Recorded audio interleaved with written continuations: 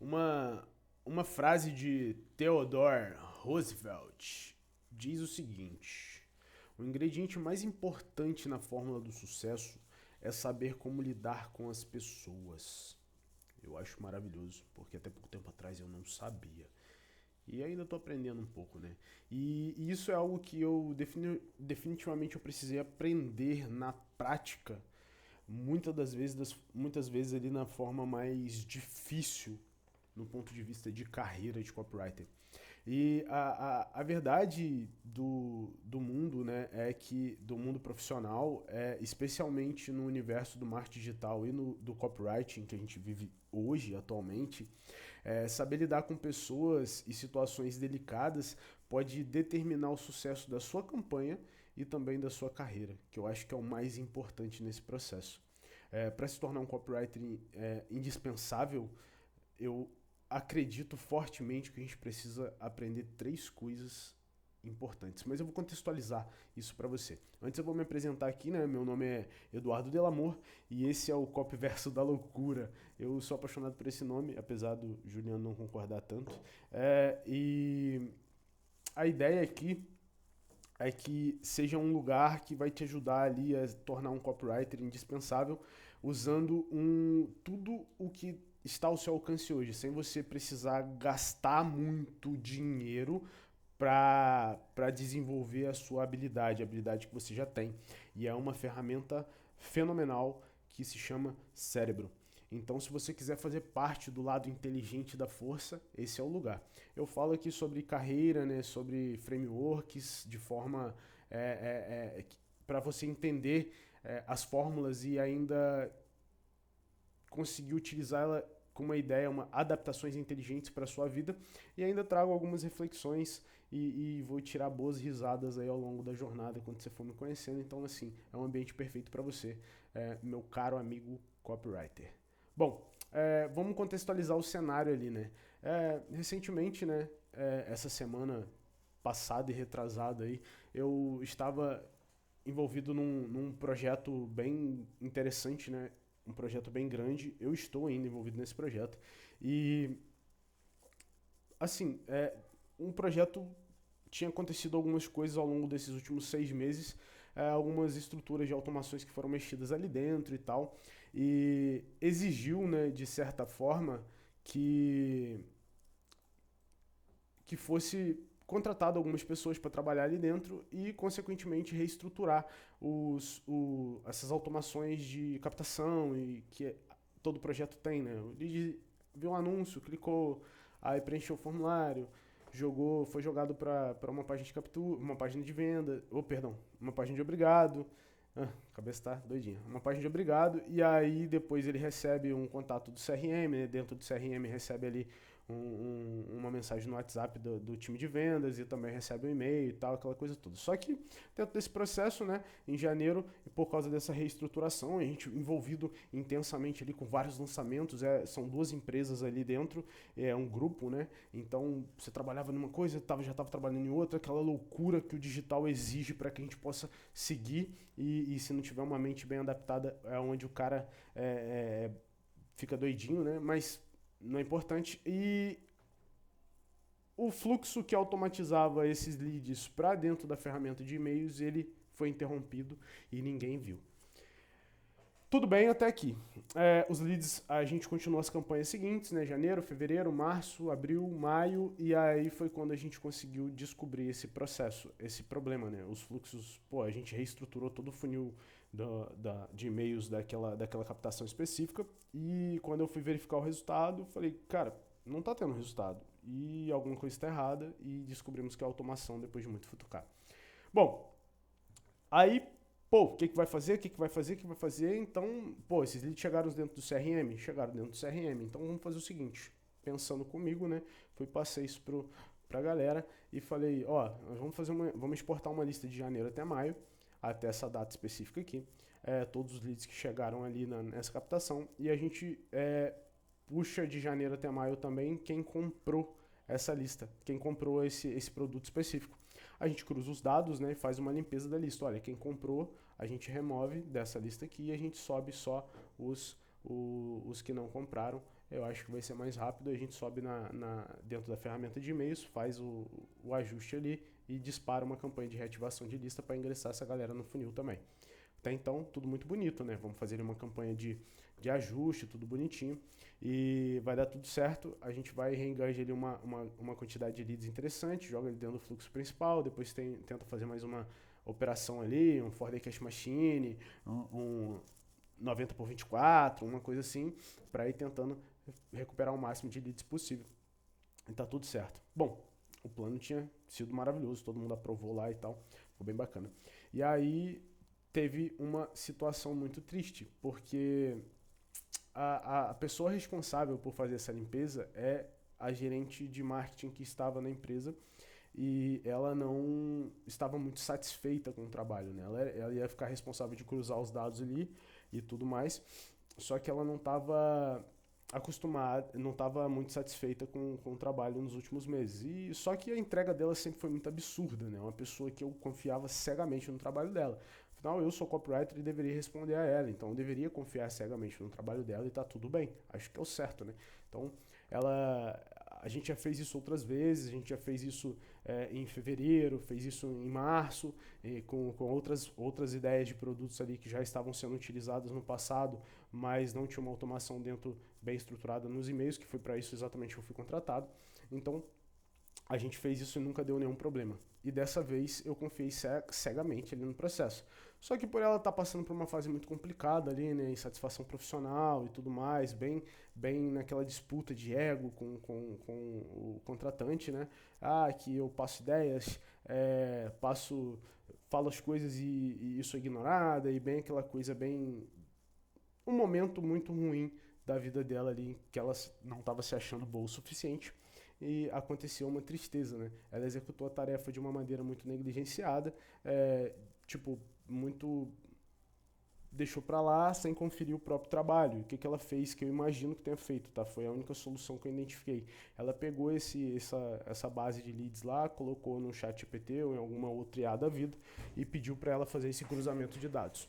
E, infelizmente, essa lista ela não veio como deveria. E como eu confiava muito no trabalho dela, eu subi essa lista dentro da plataforma de e-mails lá. E normalmente a gente utiliza aquela opção de atualizar os dados dos clientes que já estão lá em cima. Porque se tiver lead repetido, a gente não duplica e dá tudo certo. A função fica bem bacana. Só que, infelizmente, não foi o que aconteceu. Foi um desastre. Um momento de tirar a paz do copywriter, sabe? Eu fiquei em desespero, porque a lista mudou o nome dos clientes, né? Mudou os nomes dos leads. Tinha e-mail vamos botar assim, o e-mail do Eduardo estava com o nome do Felipe. O e-mail da Júlia estava com o e-mail da Rafaela, o nome da Rafaela. O e-mail do Thiago estava com o nome da Priscila. E o e-mail de Joaquina estava com o nome de Pega nos meus bagos. Foi isso que aconteceu. E aí, eu fiquei louco. Porque você imagina bem, uma empresa que já está estabelecida no mercado há pouco mais de 3 anos, né? E, pô, é muito bom no que faz, é muito bacana, tem um nome insano no mercado, e de repente, por causa disso, você acaba com toda a estrutura trabalhada nos últimos anos e você perde credibilidade, você perde tudo. Imagine se essa menina que estava com o nome aí de Pega no Meus Bagos, ela recebe um e-mail com aquela automação de first name. Oi, Pega no Meus Bagos, tudo bem com você? E aquele puto storytelling que a gente constrói lá dentro. Então seria mais ou menos essa ideia, né? Que eu fiquei assim, desesperado, louco, passando para vocês a minha sensação. Imagino que se você trabalha com isso, você tem já montou uma lista de leads, uma estratégia de captação massa, uns e-mails bem bacanas para você fazer um trabalho de queima, saturação de lista, você deve ter surtado, porque começou a chover de reclamações no suporte e assim. O time de CS mandava na comunidade nossa lá, no nosso grupo interno, e eu ficava assim, cara, mas eu não fiz nada, o que aconteceu, pô? E eu fiquei louco. E aí eu lembrei dessa situação. E pra você ter ideia, isso aconteceu, né? E eu fiquei, tipo, desorientado, parece que acabou. Eu falei, cara, minha carreira foi pro saco e simplesmente acabou, lascou tudo. E eu não sabia como agir ali, fiquei perdido. E aí eu mandei um áudio pro meu contratante explicando a situação, olha, identifiquei o problema aqui, foi isso, isso, isso, aconteceu essa situação, expliquei tudo que eu passei pra vocês aqui no vídeo e tal, que eu tô contando até agora. E aí, só que de uma forma mais desesperada, né? Eu falei, cara, foram 7 meses de trabalho jogado no lixo. Aí joguei assim, um negócio na mesa aí, deu um barulhão no áudio e tal, e fiquei putaço. Eu falei, cara, eu não sei o que fazer, não sei como agir. Pô, e agora? Não dá pra mim tirar essa lista porque ela já bagunçou aqueles 49 mil leads que a gente tinha no total e lascou tudo. Meu irmão, ferrou tudo.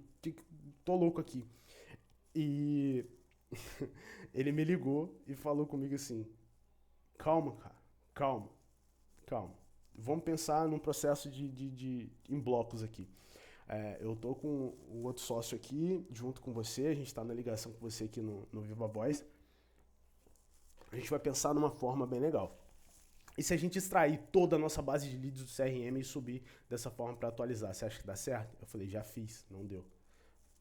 Meio que o lead ficou com 3 nomes, um lead só com 3 nomes diferentes.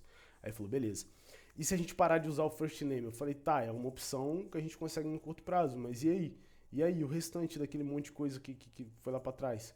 Aí ele falou assim, então vamos parar de usar o e-mail agora, por enquanto, vamos deixar pra lá essa galera aí e vamos trabalhar com o que a gente vê daqui pra frente. Eu falei, cara, mas aí tá errado, a gente vai perder vendas, vai perder muita coisa.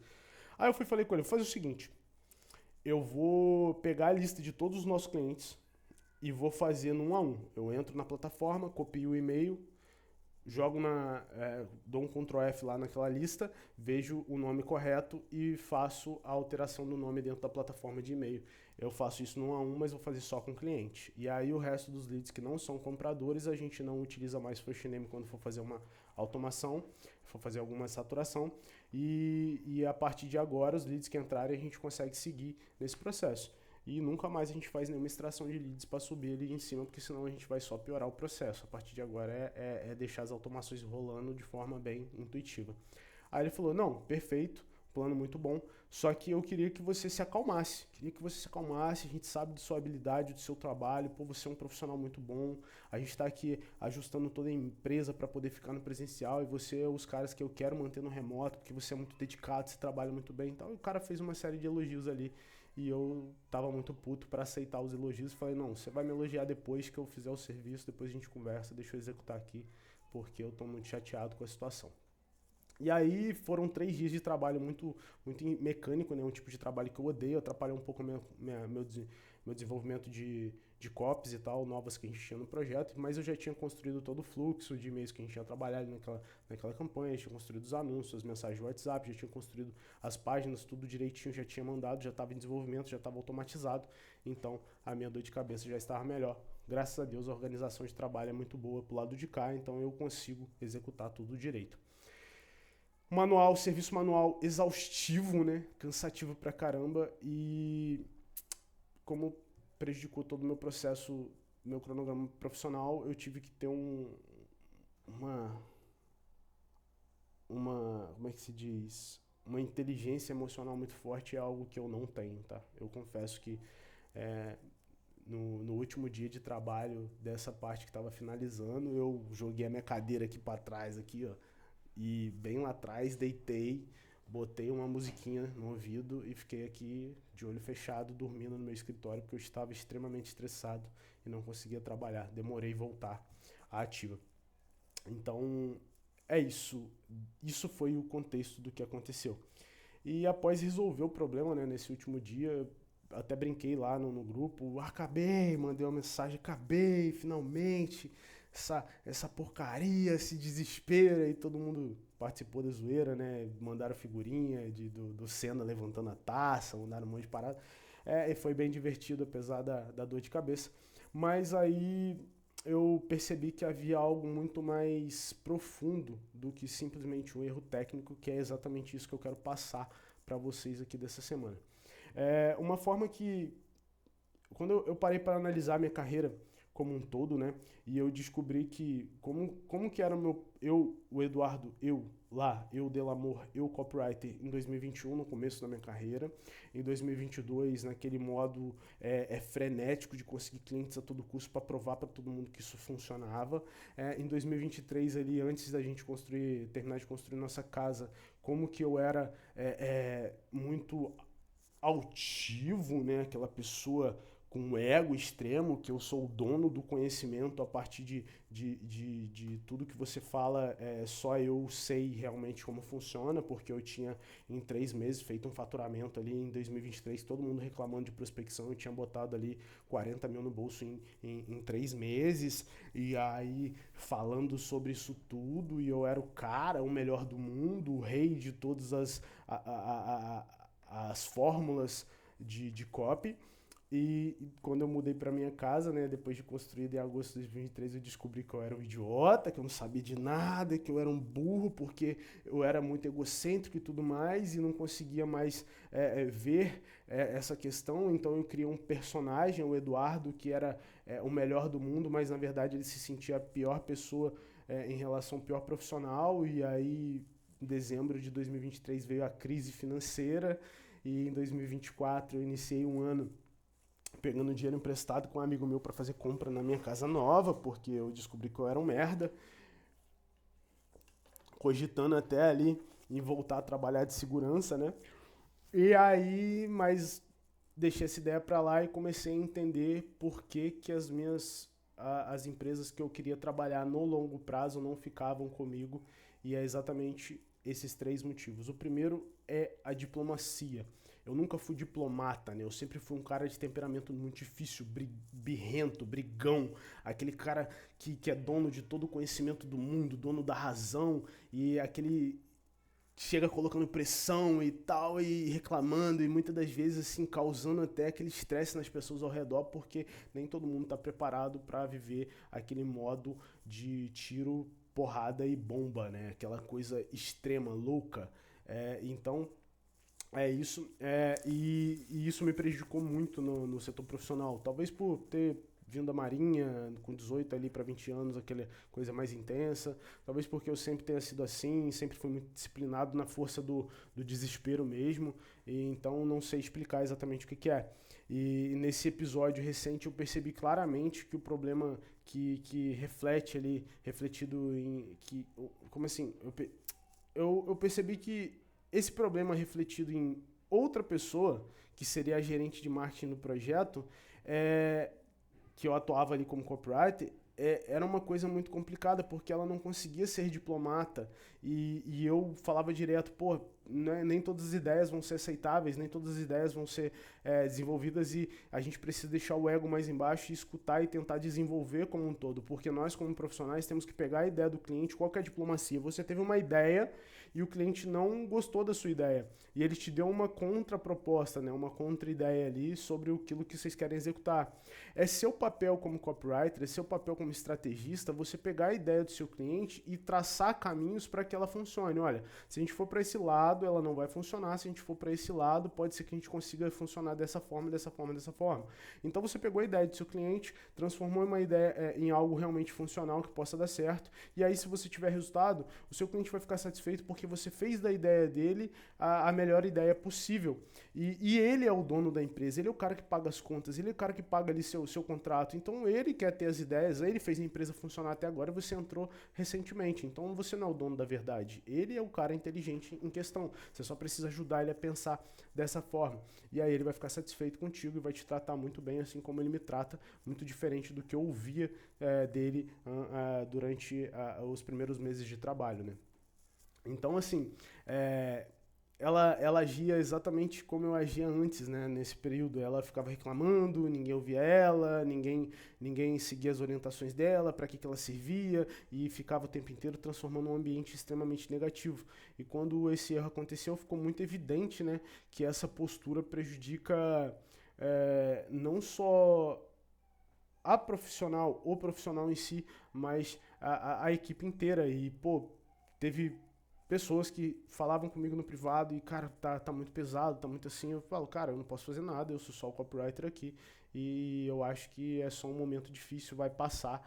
E infelizmente não passou, tanto que aconteceu o desligamento. E hoje eu entendo que não importa o quão competente você seja tecnicamente, se você não tiver inteligência emocional e a diplomacia para resolver conflitos, você dificilmente vai ter um espaço de crescer na empresa. E eu achava que diplomacia era fraqueza e hoje eu acho que não, é maturidade, sabe?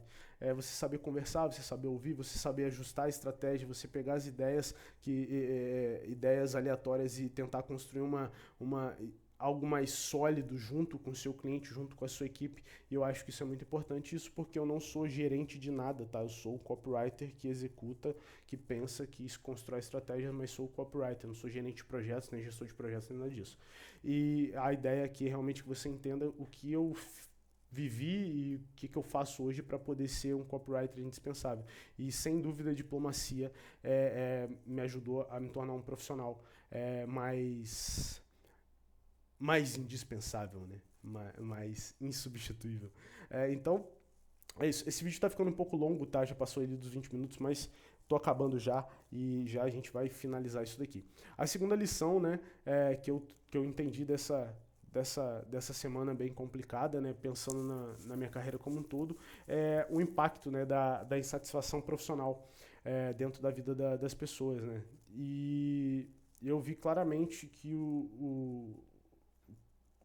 um dos maiores perigos dentro de uma equipe é a insatisfação silenciosa. Uma pessoa que não comunica com tem que comunicar, uma pessoa que não está satisfeita com o ambiente de trabalho e não busca mudanças, né, positivas para ela mesma ou tentar conversar com os seus superiores e tal. Essa insatisfação gera uma negligência silenciosa que gera um problema que devasta toda, às vezes até a carreira da pessoa por causa disso. Lógico que pode envolver problemas pessoais, isso não é o que importa aqui, pode envolver várias outras coisas, mas eu entendi esse impacto dessa insatisfação é muito poderoso. E o problema disso daí é muito maior, porque quando você está insatisfeito com o seu trabalho, mas permanece nele porque tem medo de perder aquele dinheiro, porque você não sabe como vai ser a partir daquela vida ali, como que vai ser sem ele naquele momento, por causa das dificuldades que você passa, você simplesmente aceita aquilo que eu falo sempre, que é quando você não prospecta cliente, você não tem um funil cheio. E se você não tem um funil cheio, você tem que aceitar todo tipo de proposta